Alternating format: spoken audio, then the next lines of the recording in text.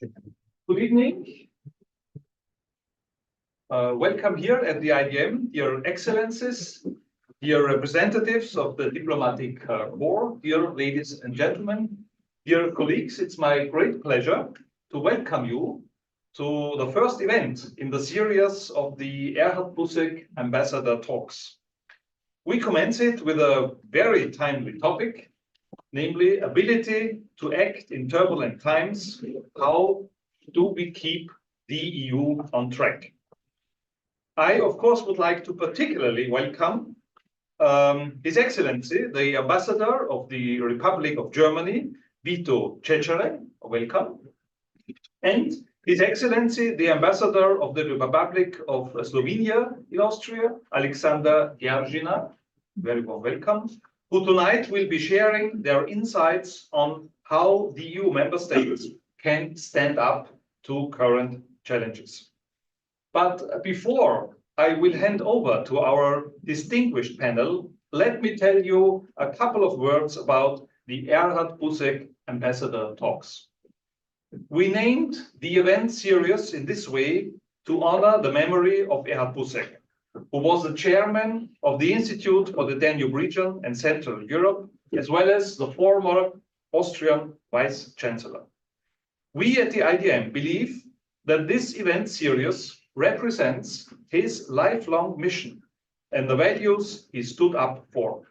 We want to continue his work of bringing people with diverse backgrounds, ranks, and convictions together to foster international, cross-cultural, and respectful discussion that goes beyond differences.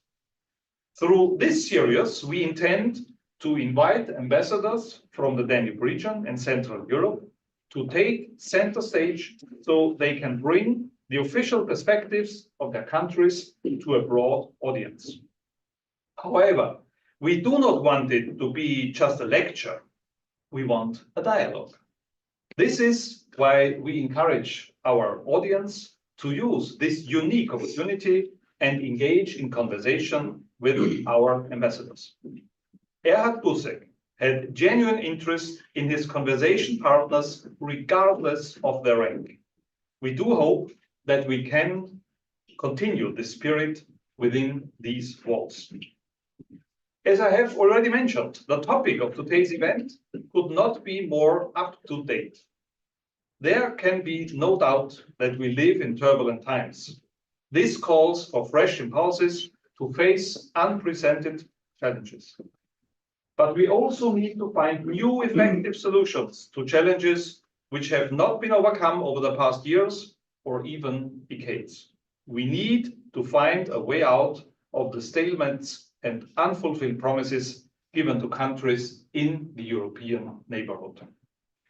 Therefore, I congratulate Slovenia and Germany on their initiative, which aims at making the enlargement process more efficient and dynamic by exploring the selective use of a qualified majority. Like our guests here in the room, I'm looking forward to learning more about the potential of this proposed project. Who knows, maybe it will indeed become a blueprint for the enlargement and internal reform process. Ladies and gentlemen, I wish you a fruitful discussion, and now I hand it over to the moderator of today's discussion, Mr. Sebastian Schäffer, our director of the Institute for the Danube region and Central Europe. Thank you very much. Thank you very much, Fritz. Thank you for setting the stage. And thank you very much to the two excellencies for being here. Before we start, I will briefly introduce my panelists today. And I think we have, as it has been mentioned, I can only echo a fantastic first edition of this Erhard Busek Ambassador Talks. And I'm sure that he would be very happy to see us implementing it in this way. We have, from my perspective to my right, His Excellency Vito Cecere, who has been the German ambassador to Austria since August 2023. And before that, he was a special representative for foreign science policy, foreign education, and research policy in the German Foreign Office since 2007. And previously, he held positions in the Federal Ministry of Labor and Social Affairs, as well as in the SPD fraction of the German Bundestag. Thank you very much for joining us. Thank you for having me. Thank you. On my left-hand side, His Excellency Aleksander Geržina, who has been the Slovenian ambassador to Austria since June 2021 for the second time, because the first time he was already here from 2009 to 2013. And in his more than 30 years diplomatic career, he has held various positions, including the deputy head of Minister's Cabinet, deputy head of the NATO mission, PSC representative, head of task force for the Slovenian OSCE presidency, permanent representative to the UN and other international organizations in Vienna, Director General for the EU and bilateral affairs, Deputy Political Director, spokesperson of the Foreign Minister. Thank you very much.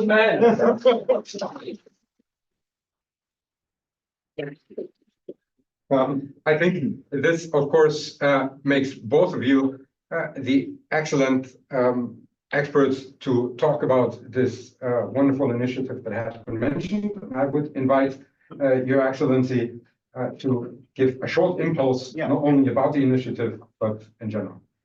Thank you so much, Dr. Magister Schäffer, sorry. And thank you very much, Dr. Professor Faulhammer, for having us here. And I'm really delighted and honored to be part of this opening night of the new Ambassador Talks in the name of Erhard Busek. And it's very good and important that we have this starting point today after this very important elections to the European Parliament yesterday, because this is the background on what we will talk about, all this stuff about the ability to act in turbulent times and how we keep the EU on track. So the results of the elections reveal a political trend, I think, which we have been able to observe in many European states since quite some time. In 5 member states at the moment, right-wing populist parties are ahead after these elections. So in Austria, in 7 other countries, they are in 2nd or 3rd place. So in Germany, and at the same time, and this is the good news, the political center across Europe has held on. This is, I think, very important when we will talk about how we develop and foster the European Union in the next 4 or 5 years. There is no landslide, I would say, after these elections to the far right, but a significant shift, of course it is, from voters to, well, let's say, European critical and skeptical parties. And the reasons for this can be found in, from my point of view, growing uncertainty among people, among voters all over Europe. Looking back on the past, in the past 5 years, with the pandemic, the ongoing Russian war, aggression against Ukraine, or the even clearer signs of climate change, of climate crisis, see only the floodings last year in Slovenia, or this year in Austria, and now in Germany. Europe is going through a veritable Zeitenwende, like Chancellor Scholz named it 2 years ago. Well, let's say a turning point in history. And this is why we are talking about transformation. And at the same time, polarization in the political debate is growing. Trust in politics is dwindling. And many people are afraid of change. I think this is a very strong reason why this right-wing parties have had the success in the European elections yesterday. Voters all over Europe have been concerned about issues like the war in Europe, like migration, of course, and competitiveness. That means economic growth. And what about economic growth in Europe? And so preserving the EU's competitiveness, the very foundations of our society, we would say, prosperity in our government's ability to innovate and to act, and thereby strengthening the EU's sovereignty is very important for the next years. So the title of today's talk, Ability to Act in Turbulent Times, is a veritable mandate for the European institutions in the next years, I think. And it's about strengthening Europe's resilience and competitiveness, and to position the EU as a geostrategic partner. I think this is undoubtedly important and worth of discussion. But the question we want to discuss today is, will it play a key role in the European Council at the end of this month?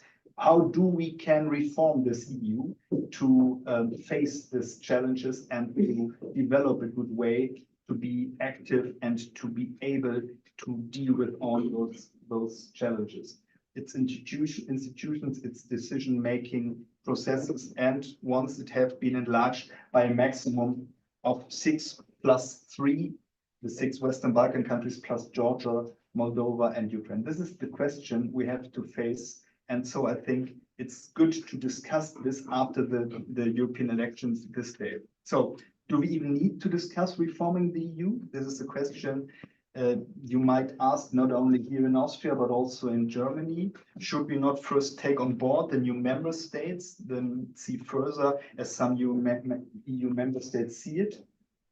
That any decision-making would become more onerous with more countries around the table where unanimity is required is a no-brainer, I say. The Council double majority rule requires a majority of 55% of 15 countries and of 65% of the population. This tends to give more weight to large countries like Germany and less to smaller ones, which is the reason why a number of countries, like our host country, for example, are hesitant to embrace the idea of expanding majority voting. And in our joint non-paper on a more efficient enlargement process, Germany and Slovenia proposed to introduce a qualified majority voting for individual steps in the accession process. This non-paper is currently co-sponsored by a number of member states, and I think it's important to have these concrete initiatives to see what can be or what we can develop in order to strengthen the ability to act in this enlargement process, but also in the European Union in the next years. So this initiative is a concrete example of how we can keep the EU on track. From my point of view, it is able to act in turbulent times, and it can help to foster the enlargement process, in particular to the Western Balkan countries, which is an important contribution to stability and security in Europe. So it is both. It is enlargement of the European Union and it is reforming the institutions of the EU, the majorities, the decision-making processes, and so on, in order to strengthen the resilience and also the competitiveness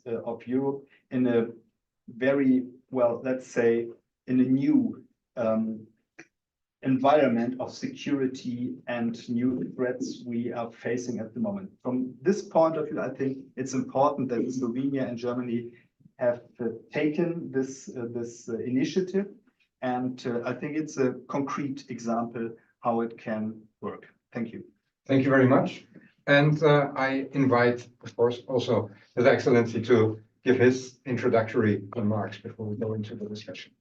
Thank you very much, and thank you, Vito, for your elaboration. I think it is very timely after one day after the election, but before that, I would like also to commend you that you are organizing in memory of Erhard Busek such an initiative. As far as I understand, it is the first of that kind. I knew Erhard Busek for more than 20 years. I remember many talks in the adjustment room here with him. And if I may go back, I remember even his political times when I studied in Vienna and he was vice chancellor, or even before that when he was vice mayor of Vienna, the so-called bunte Köpfe. He was one of those politicians that are not anymore present, if I may say, politically completely incorrect, because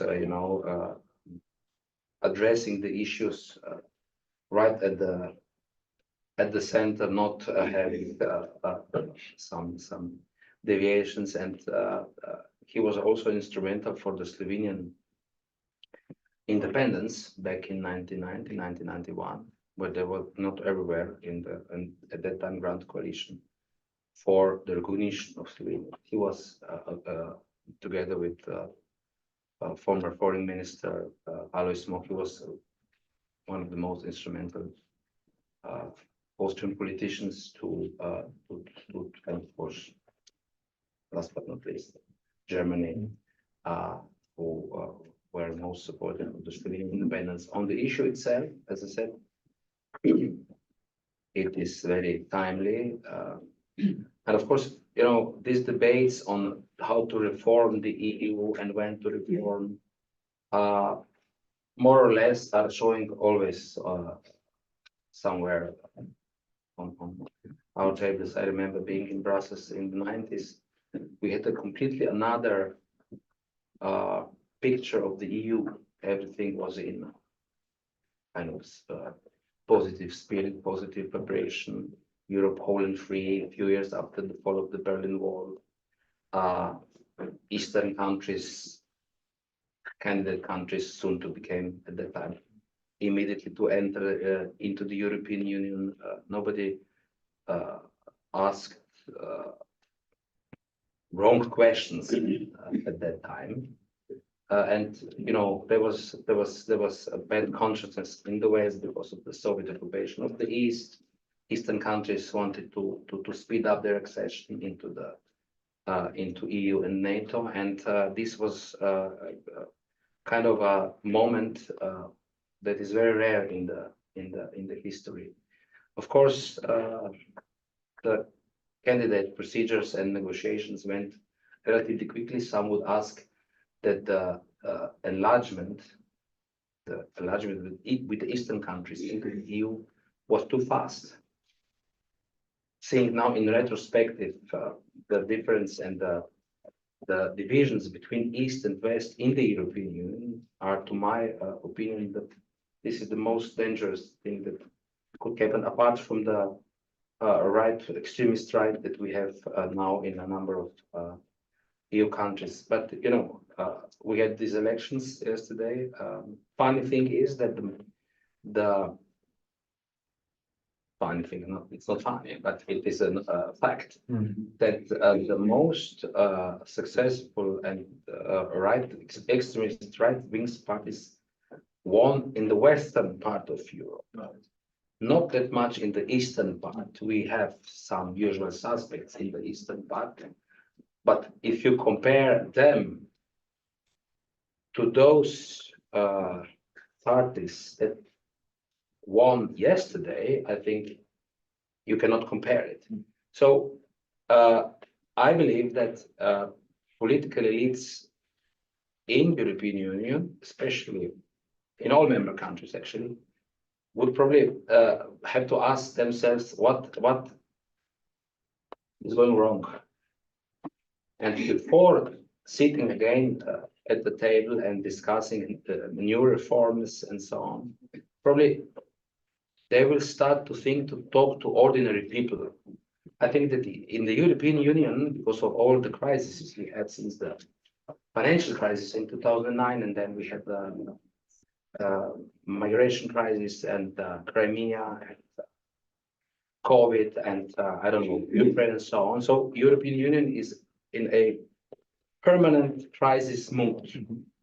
Now, if you have a permanent crisis mode over 15 years already, to start to think in this mode about reforms, I don't think it's a good idea. And it never proved to be something that would bring European Union in its thinking on a more positive course. I believe personally also, not necessarily in my ministry, that political elites in member countries will have to reflect on these results and will have to go to the ordinary people. You know, sometimes we forgot about the problems ordinary people have. You know, we are all confronted with our problems daily life. Then there are usual privileged groups we are dealing with, but peasants in European Union, farmers, workers, youth, they have their concerns. I don't think we address them enough. And so we will have to, in all of our countries, we will have to go back and to start the process of reflection in our own countries. How can we address in this dangerous globalized world where people are depersonalized, where everything is, on our apps and so on, where people are in kind of, they don't know to whom to really to talk. So this is a kind of reflection EU will undoubtedly will have to make. It want to be the most successful project in European history. I believe it still is. So elections, yes, in a certain way. In Slovenia, for example, we didn't have any far-right party. We are, to this extent, we are lucky, but this is kind of, and a number of other countries in the eastern part of the European Union, opposition party, major opposition party won these elections. And there are some other, the government party, the main government party won 2 seats, and then 1 seat went to the Greens, which is for the first time, by the way, in Slovenia. Looking at the picture today with the Greens going down in Slovenia, it was vice versa, actually, yes. And one with Social Democrats and another one with conservative Nova Slovenia. But on enlargement, I agree with German ambassador. Qualified majority voting in certain aspects of the enlargement process is absolutely necessary. What happened with enlargement over the course of last few years? We keep promises and promises to a number of countries in the Western Balkans and beyond. We talked to Georgia over 20 years and promised them a number of mechanisms to align itself, to come closer to the EU.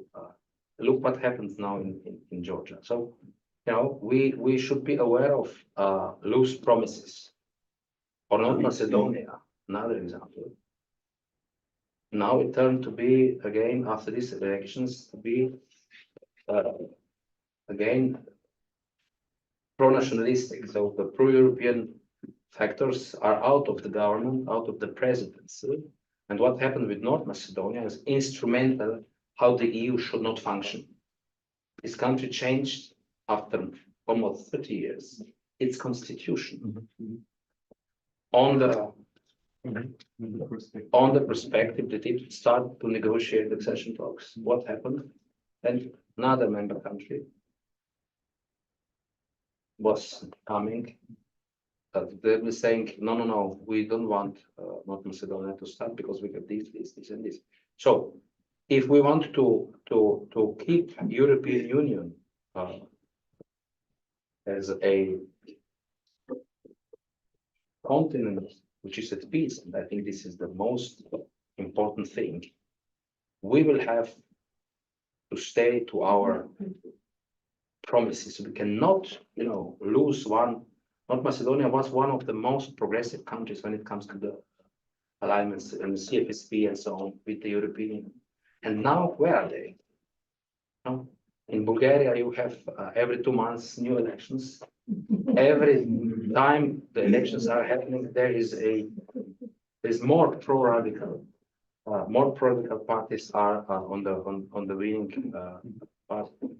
And yes, so we have to reflect, as I said at the beginning, not to repeat myself, where we are. And maybe we didn't even digest the Brexit. Imagine. We have no, because of the crisis that we have, that I mentioned at the beginning.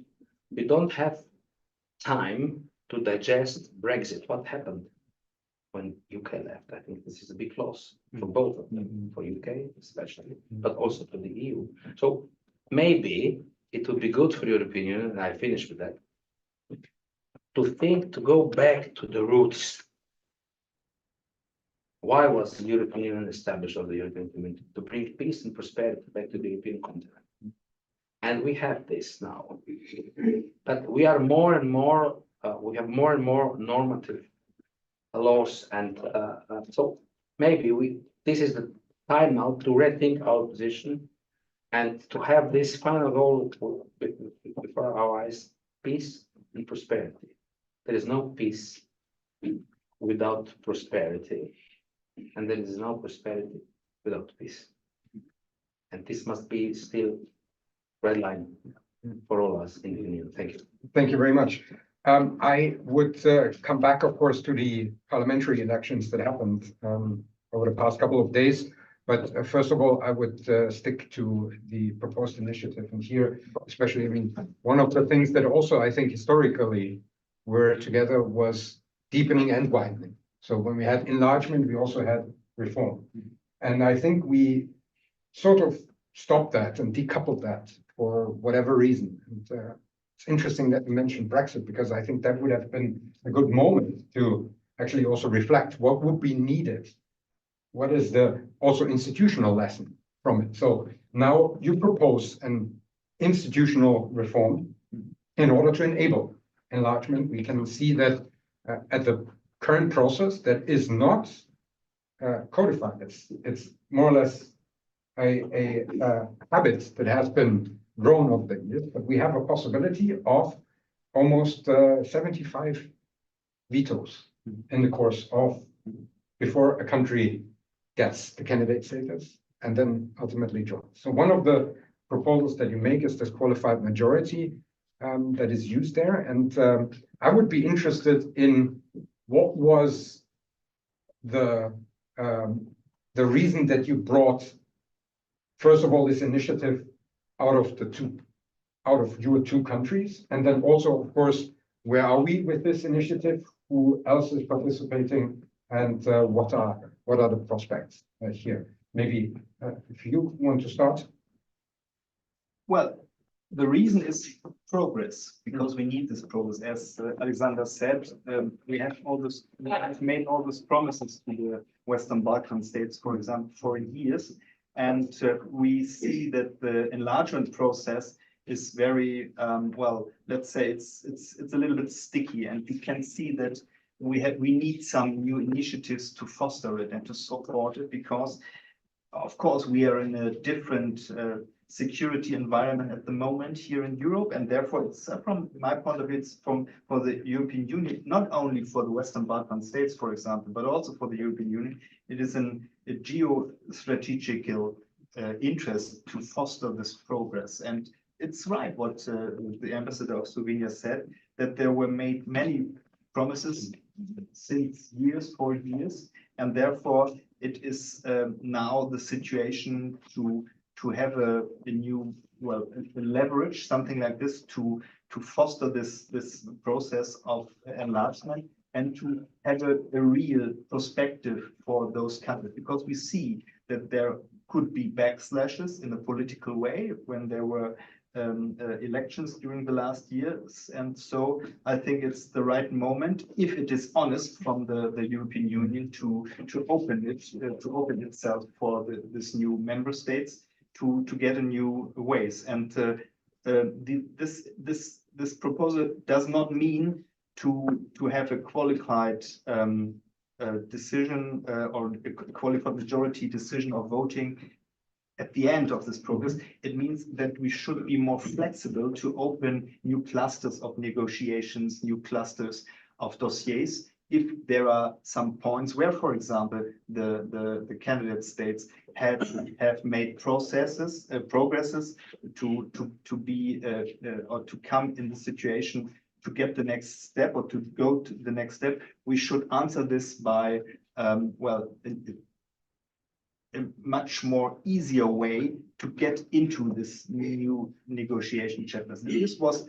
the background for this initiative. And I think it's important that there are different member states with different backgrounds to do this together, because this is also a question of credibility from my point of view. Different states, different member states of the European Union, and therefore in Germany we were very well, for us it was a chance to do this together with Slovenia. So from my point of view, this is a good example how it can work if there is common thought to get into progress, to open new chances also for the candidate states, if we can open in a more easier way new dossiers and new negotiation questions. This was the background for us, and I think at the moment we are in a good situation that there are some member states who support this initiative. I think we are about 11 at the moment. Something like that. I think Italy is along with that. Along with that, yeah. Okay, so And Hungary. So well, we are on the right way, I think. Thank you. This would have prevented the situation you described with North Macedonia. In a way, but not the qualified majority voting, probably not so. Because, at a certain point, there were other problems with North Macedonia and its neighbors on the name issue. Yeah. And now with Bulgaria on some other, unfortunately, historical reasons. But once North Macedonia would have started negotiations, there would be qualified majority voting in certain steps, not at the end, but opening certain chapters. This will not need any unanimity, but it would go over through the qualified majority. This would, in a certain way, a bit ease the starting, because the initiative, if I remember correctly, goes back to a certain stalemate that we witnessed in the European Union concerning the enlargement. This goes back about 5 years ago.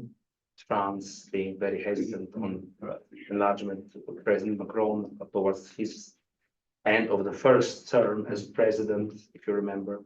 So they were quite position also from the Netherlands and so on. And there it started this idea already.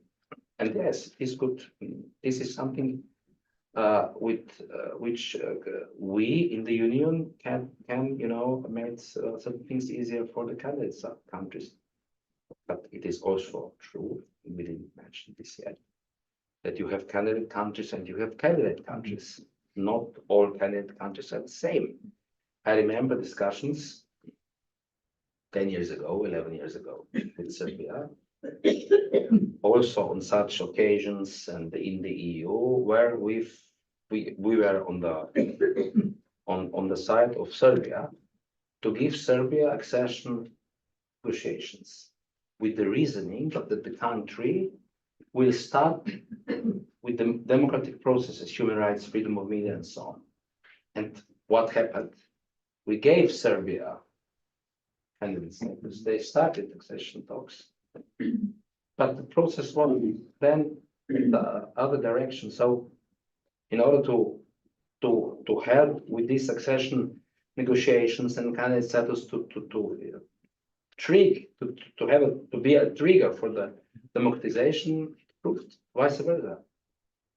On the contrary, Vučić is he has serious problems with human rights, with freedom of media. You know yourself now around also statements around the Srebrenica genocide decision in the UN Assembly, election campaigns, fraud, and so on. So we have also to bear this in mind, that not necessarily when we made some steps into the direction of the one candidate status, of the one candidate country, it goes the same into our direction.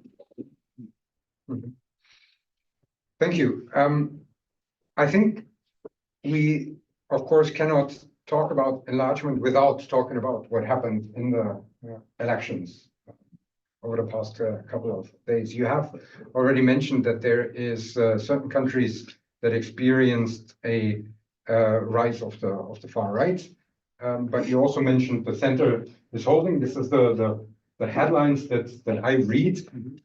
But if we and we also already discussed this a little bit, if we now say, well, this is we can go on with this as it has been because the center held, is there not a danger that we are spiraling further? And especially, I mean, you mentioned that there have not been the rise of the far right in Eastern Europe, which Not is to true, such but extent. not to such extent, but for instance, in Eastern Germany, we have witnessed this drastically. So, what is your takeaway with regards of the European parliamentary elections, and also in relation to the possibility to be able to reform and enlarge in the future? Well, I think these elections are a real wake-up call for the center party of the center right, and also the center left spectrum, because we see that, well, there's no landslide, but there is a clear shift towards the far right. And Erhard is right when he said that this is also a phenomenon of some Western European countries, where this belief in permanent progress, as we have seen it after the Second World War, with the beginning of the European integration, the combination of peace and prosperity of this project for Germany, for the western part of Germany, also for the foundation countries of the European Union, this was a promise for everlasting, let's say, everlasting progress and everlasting prosperity. And these times are definitely over. So we have a totally new situation, not only on the security level, but also what competitiveness, what social security, welfare, all those very important things for this people you have mentioned before, which are not part of the game, where politics or politicians sometimes not don't have communicated with them. And so we have this feeling of uncertainty. We have this situation that in many, especially also Western European countries, the situation that there is a shift away from well, let's say, this established politics we have had in Germany and France and other countries. So this is the first takeaway from the European election, that the established political parties all over Europe have to face this challenge and this task, which is combined or connected to this challenge. And this is, I only want to talk from the German perspective. I think it's important that the parties and politicians all over Europe have to, well, let's say, they have to discuss what is the situation we have at the moment in Europe. I think the last bigger initiative from Germany to develop the European Union was or has been 35 years ago, when we started talking about the common currency, the euro. And after that, well, we had those developments of enlargement, but the discussion about what is euro, what is our vision of euro, what is the aim, the objective we want to achieve with further integration and enlargement of Europe, is not really done in the German domestic discussion. And I think there are many countries and also in the western part of the European Union, but also in the eastern part, which have a lack of discussion. And this is, from my point of view, part of the problem, because there is no, and if you see the election campaigns also here in Austria, there was no discussion about the vision of Europe. There was no discussion, or less discussion, about what is nowadays the reason why we need a stronger and more resilient, a better European Union. So I think this is one of the first important tasks and takeaways from this election, that the political actors have to deal with this challenge, and they have to do more, not only to explain Europe, but also to think about what could be a good perspective for the European Union, especially because of the changes we have in the environment, not only the security issue, but also the issue of economic welfare, the competitiveness with China and also with the United States. We have to talk about how to enhance the European Green Deal with an impulse of growth, of economic growth. I think this is what people, not only companies, but also common people want to know from their politicians if they have to vote for them. What is the perspective for this European Union? Because only to say European Union means everlasting prosperity is something which no one is believing at the moment or during the last years. So this is a real political task for those who are in charge, not only in Brussels, but also in the member states, in the governments, but also in the oppositions. Thank you. Is this what you would say is what then Slovenia sets apart? You said there is no far-right party in Slovenia. Is the discussion something else? Is there a discussion about the future of the European Union? Is that the secret? Because I mean, if I may say, the disenfranchised people that you mentioned that need to be brought back. This is also something that we have seen in the past decades. No, this is the discussion happens after every election, not every EU election, but also national elections, and we sort of are not able to do that. So is there something else that we No, want to do? this is the question of political elites, because if you look around the European continent, you always had, statements, political figures that were, the vehicle to move forward with the European integration. I don't want to mention names. We are in a completely another configuration now, but this is certain. This is one of the reasons probably. I'm a little bit worried about the Franco-German motor engine because of the results. There is certain political. This is certain political sign for both countries. How to what would be the direction? Because the Franco-German engine is still the most important vehicle for all policies in the European Union.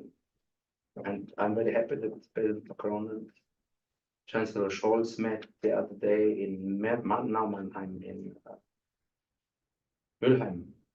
They met Yes. Yeah. And they discussed that there were some,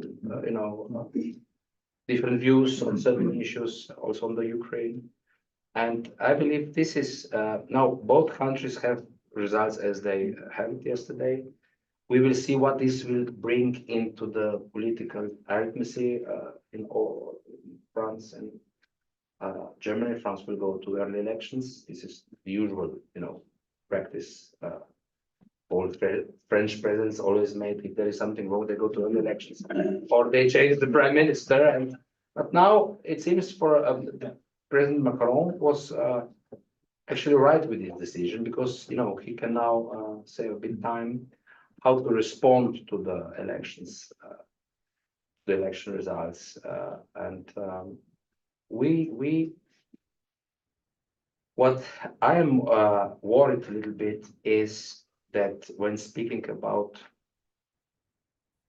Western Balkan countries and all the other countries that are in the waiting room, when they see how processes are going in the European Union, there will be no will in the candidate countries, all those countries that want to be candidate countries, to sometimes in the future to join the European Union. And this is probably also one question we will have to ask. Also because we have other factors that are playing at the European continent that we were not aware of, although there were signs more than a decade that something went wrong, but we didn't see it coming, and now we are where we are. Well, maybe we need the Slovenian German motor, because I mean, if we look back, the last time we had a bigger treaty reform, there was actually in the trio presidency of Slovenia with Germany. So is your initiative maybe a blueprint for further reforms? Do you think that there could be also an extension of qualified majority voting Of in course, other areas? there is always room to think about how to ease the mechanisms, the procedures. To me, when I speak to people, when I'm going to Slovenia, everything became too complicated. That's why I said at the beginning, maybe it is time to go back to remind ourselves why European community was established in the early 50s with the steel and coal and Adenauer and Schuman. And it is good to read memories of de Gaulle, of Adenauer and others that were Schuman. What was the incentive? And what was the trigger? It was the fact that the European continent was a continent in constant wars over 1,000 years. You just need to look at the map, how this geography transformed within 100 years, not to speak 500 years, also here in Austria. Austria is excellent example of how history changed and how a big empire suddenly can become a very small, tiny country with a beautiful and big metropolis like Vienna, but otherwise relatively small country. So when we start to think how we should reform the EU again, maybe we should stop for a minute to organize, again, 90 sessions and conventions, but, to start to go to the blueprints of where everything began. This would be my advice, speaking from the stomach and from the heart, not from the head. Perhaps we need more stomach and heart. I think this is a very good picture for that. Well, after this catastrophe of the Second World War and the Holocaust, I think this was a very wise and a very courageous idea from people, persons, politicians like Robert Schuman, Jean Monnet, Alcide de Gasperi, later also Konrad Adenauer, to have or to get into this way, to come together in order to find a way to do everything which can or which is able to get in a new situation in Europe in order to rebuild the continent, but also to avoid that there could be a new mechanism, a new industry of destruction built up in the western part of Germany, for example. So the Union for the Mountain Industry was a very wise decision. And well, perhaps it is this pioneer spirit which we need again in these times, but we have not of course, we don't have this experience. Our generation doesn't have this experience of a war, and we hope that we won't never have one of these experiences. But this is the difference, and I think the question to be more hard and to be more let's say passion for the European project, a new passion, is important. I think it's important also in order to get the new generation, the younger generation, to see that Europe is a chance for their lives and a chance for their development, for their own personal development. So I think, and it was Aleksander has talked about this engine, this Franco-Allemand, this French-German engine. I think it's important, of course, that France and Germany work together in order to develop this European Union, but also further initiatives like the Slovenian German initiative, like other initiatives in order to reform the institutions of the European Union, in order to shape ideas, in order to share thoughts about how to develop this European Union for the future, are important, because Europe also means diversity of ideas and means that we have this possibility that 27 different countries can work together in order to build something common. And this is, I think, a very rich legacy we have, and we have to enlarge for the future of Europe. Yeah. Thank you. I have one follow-up question, but I already encourage also our audience in the room and the ones watching online. If there are questions, post them in the chat. They will be transferred by my team to me. One follow-up that I still must ask though is qualified majority will not be the ultimate remedy, because I mean we could do that already, but the EU member countries are not doing it. So are there potential setbacks and also dangers that you see if we go in this direction? Asking the other way around, is there a justification for these national vetoes on a European level when we talk about especially enlargement, but also maybe other common challenges that we have tackled on? Well, I don't know.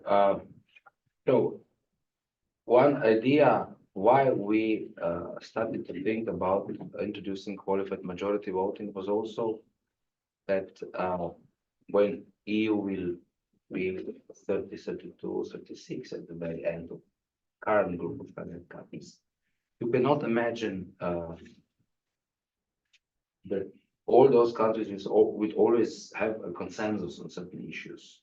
So I think the issue of qualified majority voting will be introduced sooner or later because European Union at 35 or 36 or 38 would not be able to function if it would like to function in the future. It would be too complicated to, we remember all the nightly sessions, 27 at 18 and so on. Only when there were 12 countries, more or less, everything was going smoothly. So with the enlargement of the EU, the procedures are getting even complicated as they are now.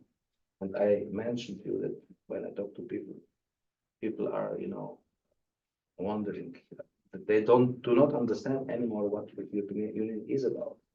Or when it comes to our partners in other continents, I'm looking at the ambassador of Iraq, a very important region, especially now with war in Gaza and so on. So, to my opinion, common foreign and security policy will never be able to have unanimity because that it's too foreign policy is one of the issues that is too much concentrated as a national kind of prestigious national question. So I don't believe personally that European Union will ever be able to this is now apart from the qualified majority voting in the CFSP. There will never be unanimity in the common foreign security policy. We recognized, as you know, Palestine the other week, together with some other countries. Spain, Norway, and Ireland with Malta. Yes, Malta also. I mean, so this is one example of how difficult it is in today's world to find common denominator at 27, not to speak outside of at 20, at 35. Yeah. Do you think we will see qualified majority in foreign and security policy?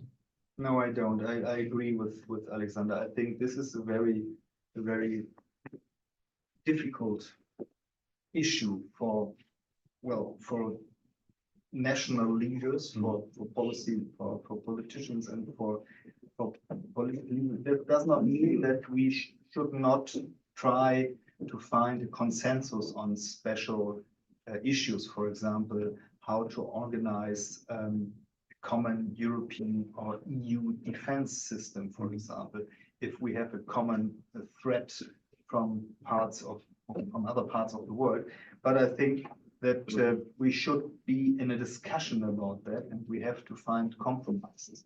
And therefore, from my point of view, I think personally that qualified majorities in this kind of political areas are not at the moment, and also in the next years are not, I think we won't see them in the next years. So it's important to be in a discussion about that, to think about what is in our common interest to foster our common security in Europe. But it's a point of a discussion and not of a decision which has to be made at a certain point. Therefore, I think if we come to that point, it's okay.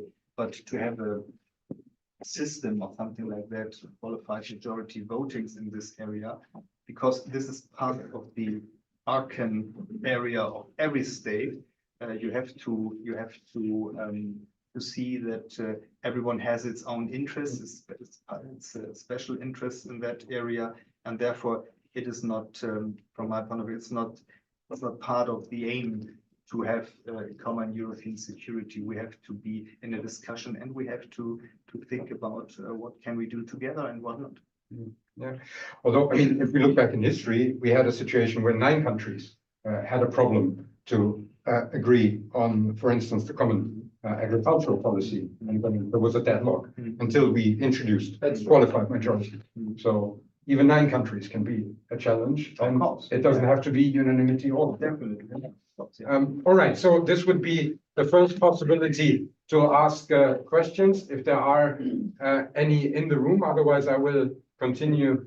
Yes, can you please briefly introduce yourself and then direct your question to one of the ambassadors? I'm from Vienna, but I'm living now in Liechtenstein. My question is, why is there no European passport? Why is there no European passport? Yes. In which sense? No, I mean, why does the EU not introduce a European passport? Do we need one? Do we I don't know. need a European passport? I mean, the other thing is, if the integration maybe goes too fast, the Eastern European countries might be reluctant because they were under Soviet membership for a long time, and so they see maybe this is them too much. Okay. Well, I mean, the system at the moment with having your national passports that is also a European passport. I mean, it is a certain logic, if I understand correctly, if you have a common monetary system, if you, of course, this would be then at the very end of the integration. But given the problems we have with Schengen and with migration flows, I don't see it coming, because this would this is for a new generation of leaders, let's put, or for the Hungarian presidency. Yeah, I think a concrete step on this way is, for example, you can vote as a European citizen in your host country. If you are living, for example, and registered in Austria as a German citizen, you can vote. I did that. And you did that, yeah. And therefore, this is part of the way in this direction. But I think it's not necessary to have a European passport as an own document, because all of our passports have are parts of the European Union. So this is, from my point of view, not necessary at the moment. And we agreed on the free access of persons in Europe. All right. Okay. Yes, please. Yeah. Nordenberg, formerly in Foreign Affairs and the EDM. I have a question concerning the situation of EU projects, which in many member countries and non-member countries are simply not known. For instance, in Serbia, as you may know, the few Chinese projects everybody is aware of, and these are not grants. These are money is to be paid back, and the EU projects are practically in many cases not present anymore, or in cases like Hungary, they even hide it. So what could be done, what should be done, that EU projects are getting better known?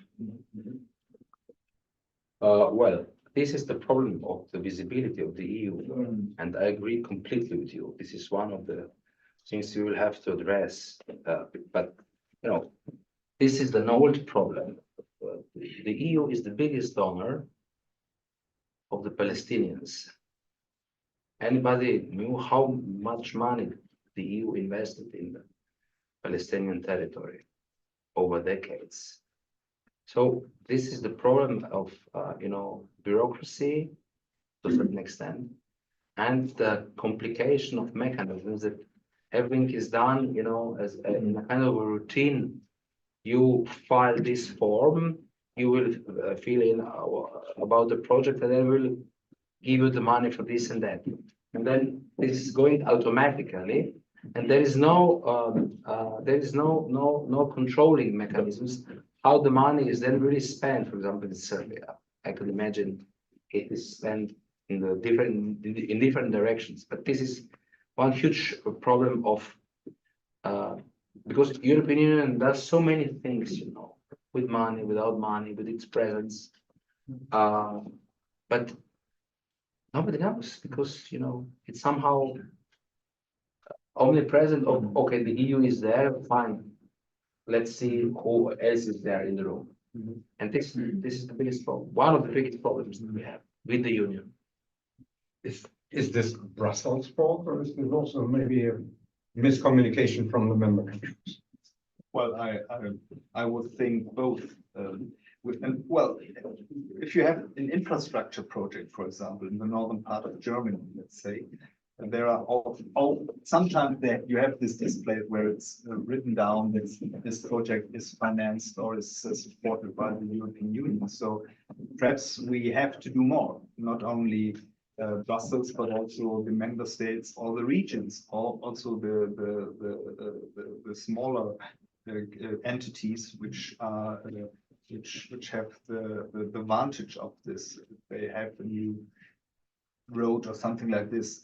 But I think it's not only a question of publicity, of communication, but also a question of how to integrate this European money for projects, for example, in Serbia, Germany, or wherever, to integrate this projects into the political speeches, into the political programs of the entities in those member states. I think it's important, and it's also a question of honesty for political leaders to say, well, this is my task, this is my program. I want to, for example, broaden or foster my infrastructure here in my region, and therefore I need help, I need support from the European Union. And if it is like this, I think it's also a part of political honesty, and perhaps it is also a strategic question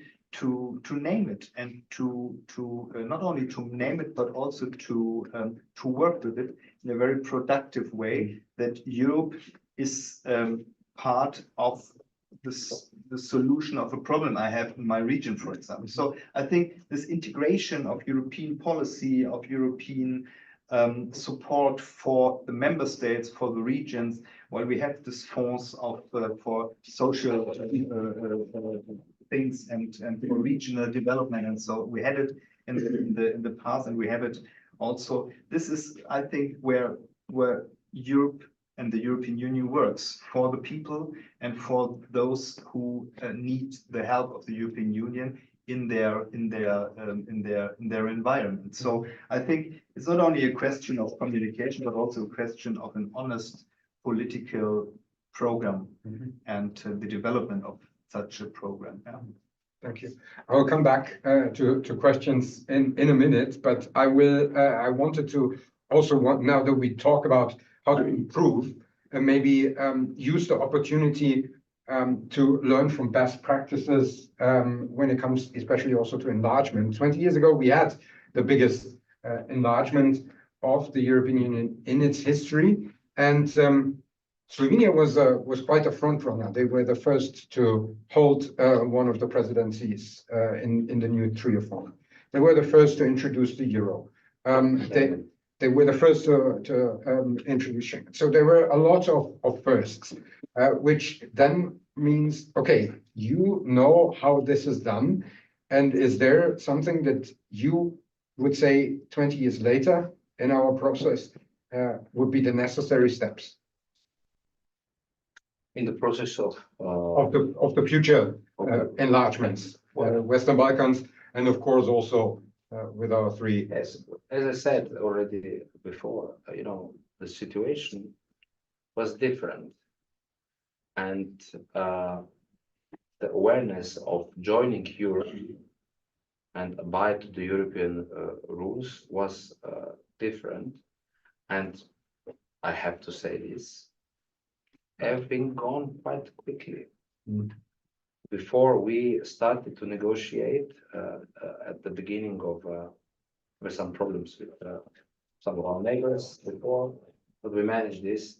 And between we started at the beginning of 1998, I remember because I was in process, and the last session under the Danish presidency in November 2002, 4 years. So, and it was quite. At NATO, it was even before the first enlargement with the three, with the Czechs, the Poles, and the Hungarians. So it was, a constant movement. Then Romania and Bulgaria came, then Croatia came. So it was those candidate countries, including Slovenia. We saw, if I may say, the light at the end of the tunnel. This is this famous phrase, and this was different, and we started creating Europe and negotiating in a completely another geopolitical surroundings. Yeltsin was still in power in Moscow when we started to negotiate. So it was different. On the other hand, we had Milosevic in Serbia. Western Balkan was completely out, feeling somehow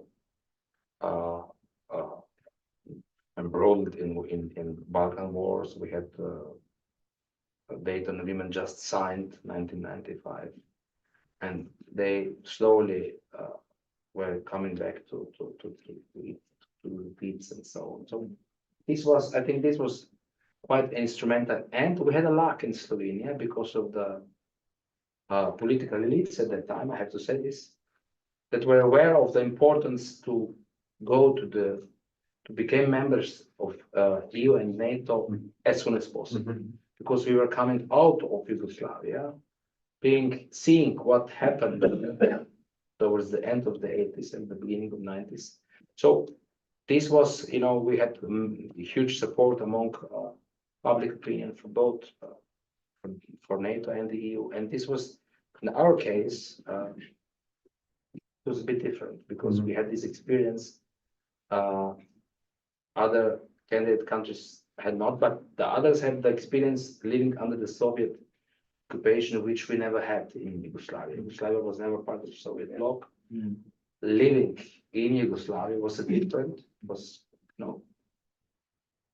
manageable. I will be quite open. With passports, traveling, going to ski holidays in Austria and Italy in 70s, 80s. So working. So this was quite a different approach as in some other countries.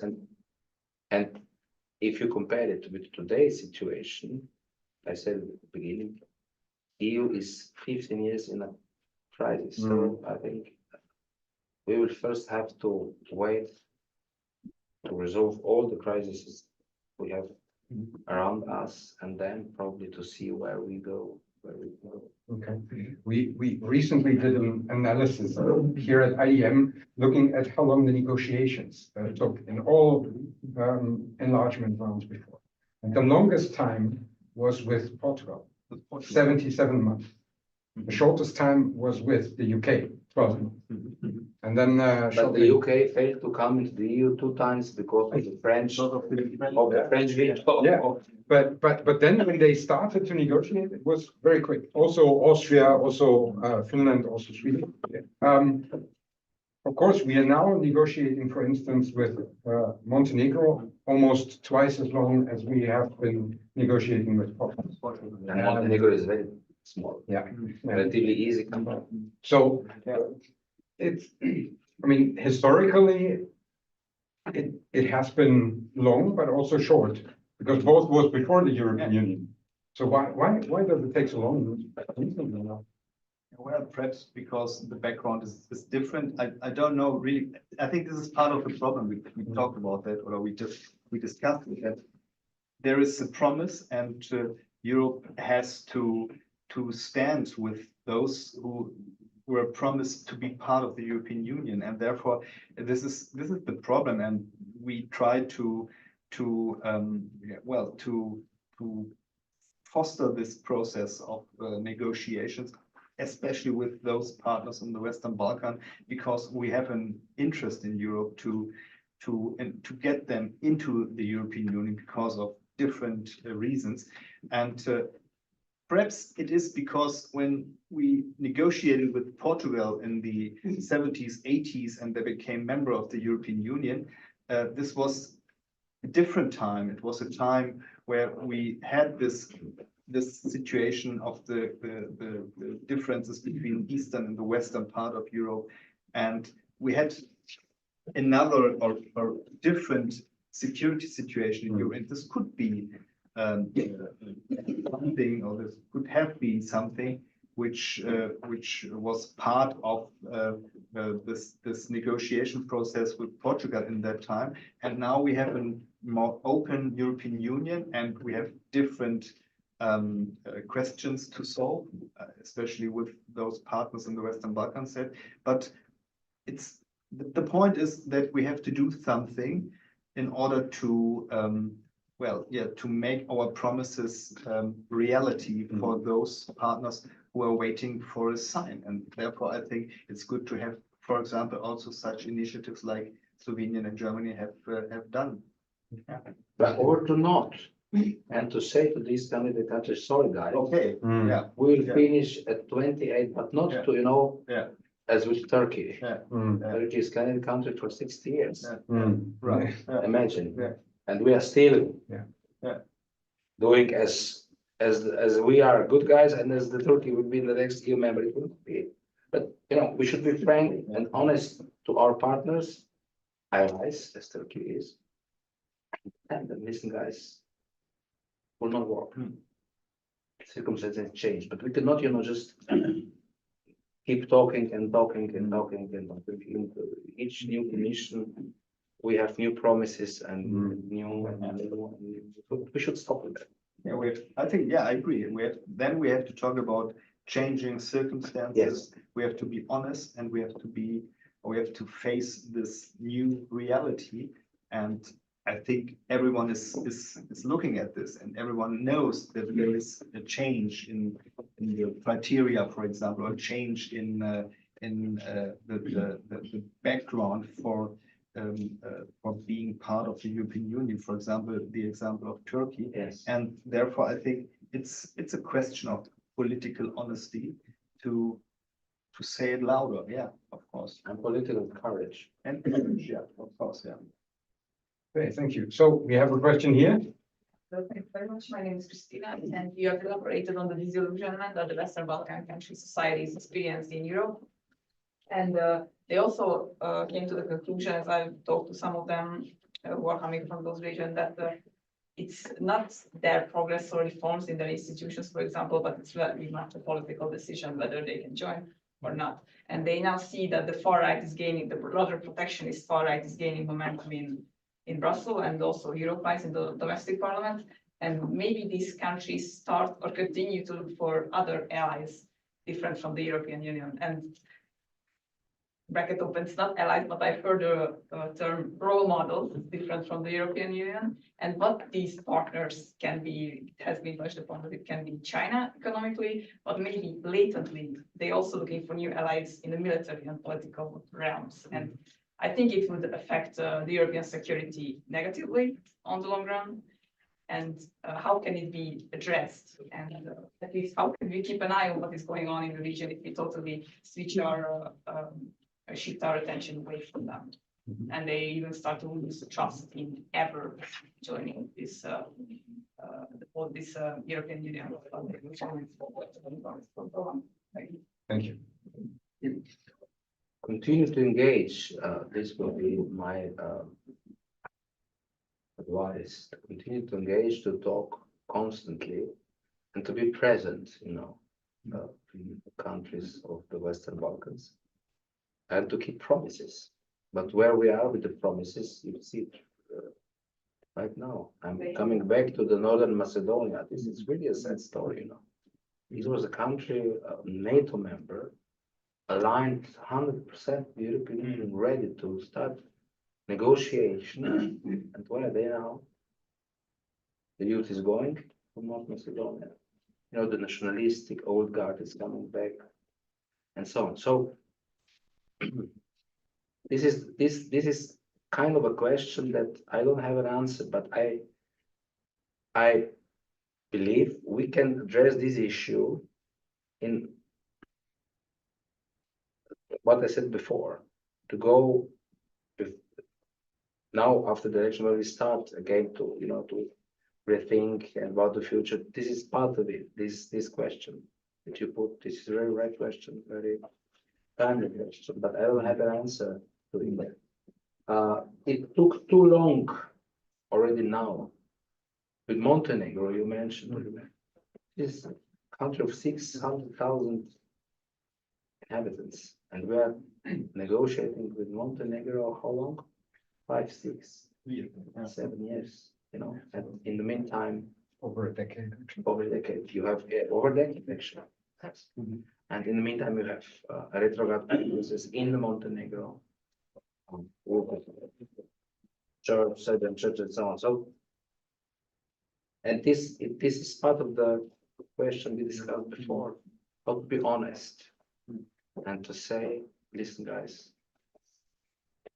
Well, in addition to that, if I may, I think keeping promises, and I think it's quite very well, is not only a question of values and principles of liberal democracy, for example, towards other countries who want to be join the European Union. It's also in the interest of the European Union, I think. And this is what I mean, what has to be explained also to a maybe critical domestic public or society within the member states of the European Union, because you mentioned this right wing, this populist impulse, which could be against an enlargement of the European Union, and it's part of the political discussion also before the European elections. I think this is leadership. This means leadership, to be honest and to say why we are, for example, as Germany, as Slovenia, as the European Union, in favor of such progress, of such an enlargement of the European Union. It's a question of values, of principles, to keep those promises, but also in our interest. And what I think what is necessary is this discussion and also this policy process of being aware of security issues, of economic issues, of all those advantages we will have as a European Union if problems are solved when we enlarge our union and when new countries can join our union. I think this is a more complex discussion on the issue of enlargement than at the moment it is discussed in some countries and some domestic discussions in Europe. Yeah.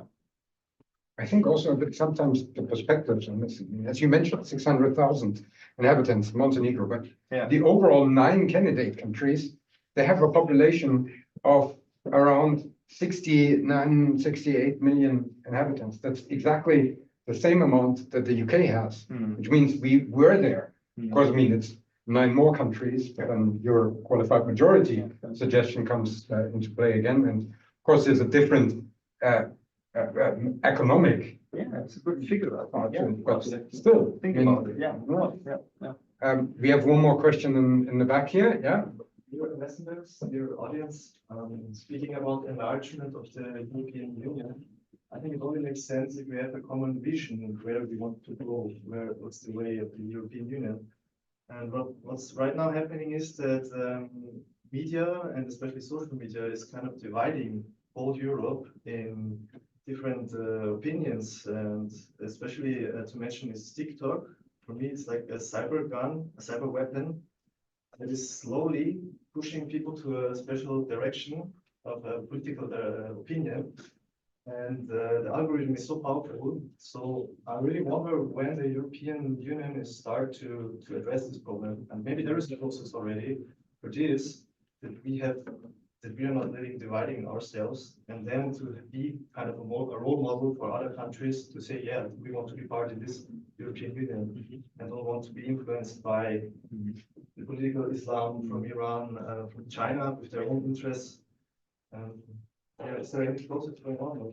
May I ask you what your vision is when you are thinking about, because you're a young man here in Europe, what do you expect from Europe if you are talking or thinking about visions? First, peace, and that I can afford a living, also that I can afford having Bravo. kids. Yeah, and this was much more easier back then in the 80s and 70s, of course, different circumstances. But this is what I think the EU is now facing problems. I cannot afford easy things. China wants me to buy stuff which I don't need. I cannot afford my living. And then also migration comes as another topic where the competition is growing and growing. And this is also a big problem. And also I think the main reason why, especially in Western countries, why the right-wing party has risen in this election yesterday. Still, number one topic, I think, is migration. Well, Thank you very much for the invitation. It was very interesting presentation. It was very interesting discussion, and wish you a very strong and unified European country. Thank you. no, I think you are. Minister Zavi said an interesting thing today. We had an EU ambassador meeting with Minister Zavish today, speaking on the same topic. And she said an interesting thing. And then when I thought on it, she's true. She said, when we were young, I'm a bit older than she is, but never mind, not that much. We all sat down at 7:30 to look at the news. Be it telegiornale, be it CDF, Tagesthemen, be it our own news at 7:30. And we all got the same information via agencies, correspondence, and so on. And now it is completely, this social media, TikTok and so on, they address young people, and the young people, of course, they all have this. They see, they can choose what they would like to hear and so on. So I don't know if there is anything going on. There was quite a lot about the digitalization and so on, and the social media and hate speech. There is something, but I'm not an expert on it, so I would dare to give you a proper answer to this question. But this is a huge problem. Nothing to add. Well, very quick question, please, because we're about to wrap up. Answer a question on the statement of His Excellency Geržina. He told me a former time the family came all together in the evening, 7:30 for any news, and all the same information. Question to you. First part of the question is, yes, they have all the same information, but is this really good? Because the channel was only one information channel. Could be also ruled by whomever. On the other hand, yes, you are right with TikTok, with Instagram, with X, with everything. You have a lot of information channels. And they are doing, from a personal perspective, maybe it's a part of my age also. I think they are doing not very well in information. They polarize very strong. But as long as you can earn billions with this, nobody will stop it because it's the industry. So from your perspective now, how can we solve this problem? Making a big law, come together, This is, I was referring to the gentleman who was asking the question. I think, we are part of the globalization. Yeah. And this is it. So you cannot, of course, this is a matter of discussion. Was it good to have only one channel or two? I remember back in Slovenia, we were always watching Austrian TV. ORF1 or ORF2. This was it. And everything, what they said on the news inside the bit, we took it for granted back in old times. And this was the same in the western part of Slovenia, looking at the Italian programs and so on. So, this is the development as it is. I don't have an answer to the future of the social media. I think it is very negative. The prospects are not okay at all. I don't know what is coming. I just receive every 2 years new updated versions of my iPhone and so on. So, but this is the fact, and European Union will probably have to start to think also about this, also in terms what is coming from China, not to speak from the US.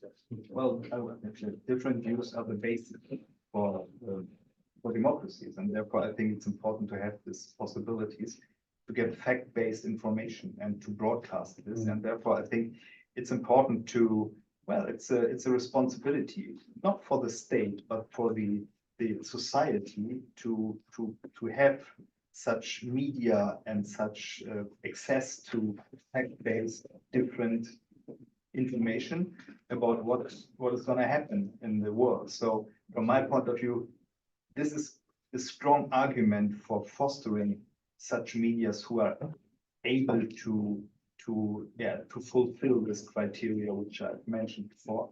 And another point is, from my point of view, we need media education. This is an old word from the 80s. We have discussed about this in Germany to educate and to learn how to deal with different media in schools and in universities. And media education does not mean to have only one information or only one opinion, but to be critical when you get information from whomever. So I think this is, especially in a situation or in an era where we have this social media, this internet communication, that we need to get more of this education in a better sense for young people in order to be able to differentiate between fact-based information and fake news. So I grew up in Bavaria, so I had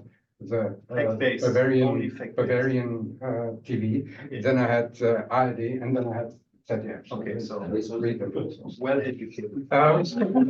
Just to maybe wrap up, very last and very brief question with asking you to briefly answer in the spirit also of Erhard Busek, who always was looking for practical solutions. When we conclude our talk and come back to the title of our talk, what will be the most important thing that the EU needs to do in the next 5 years in order to remain a recognized international player in these turbulent times? Who wants to think a little bit more and who has already the answer? In alphabetical order. Yeah. Well, I think the EU has to enhance its resilience.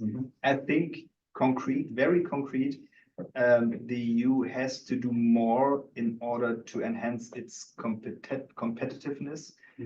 We need the Green Deal. We need something to do against the climate challenges and the climate change. But I think it's important also because of welfare issues, social issues, not to forget that we have to do something for our economic development. So I think this is on the agenda of the next commission. Yeah.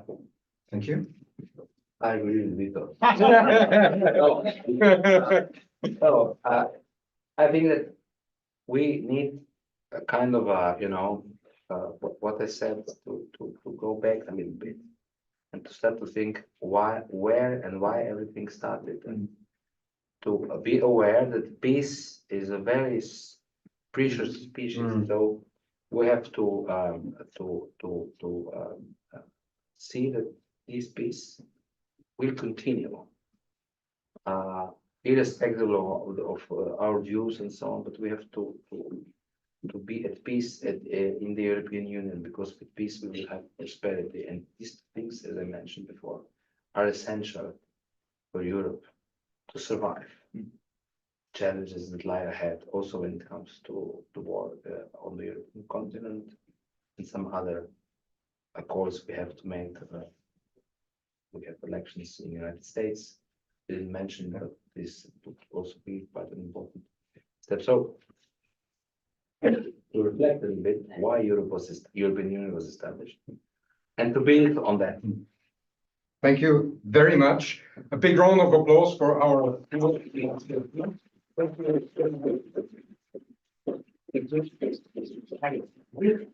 been a pleasure and an honor, and I think we had a wonderful first edition of the Erhard Busek Ambassador Talks. We will negotiate with also people in the room, which the next round is going to be, and we will announce it very, very soon. At this point, I would like to, first of all, thank, of course, again, the two ambassadors, but also the member of the staff of the embassies for the support that we made this happen on this day after the European parliamentary elections. I would also like to thank, of course, our chairman, Friedrich Faulhammer, for initiating with the board this Erhard Busek Ambassador Talks, and for giving his opening statement in this first edition.